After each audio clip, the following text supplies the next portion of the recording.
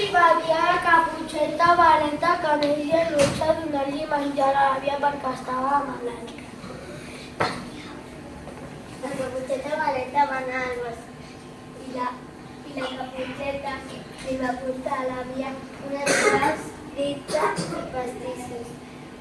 I també va portar el llop, el va trobar la Caputxeta valenta. El llop li va dir a la Caputxeta que anés per un altre camí, però la Caputxeta no s'ho va creure.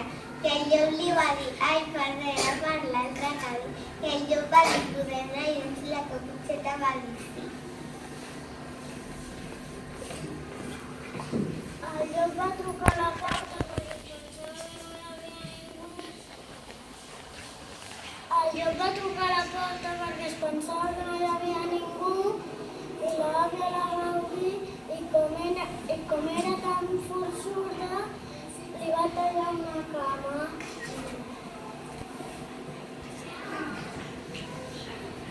La Caputxeta valenta li va portar flors al llop perquè estava a l'hospital.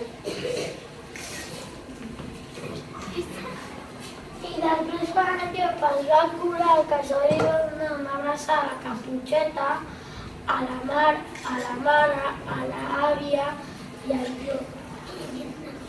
I van fer una festa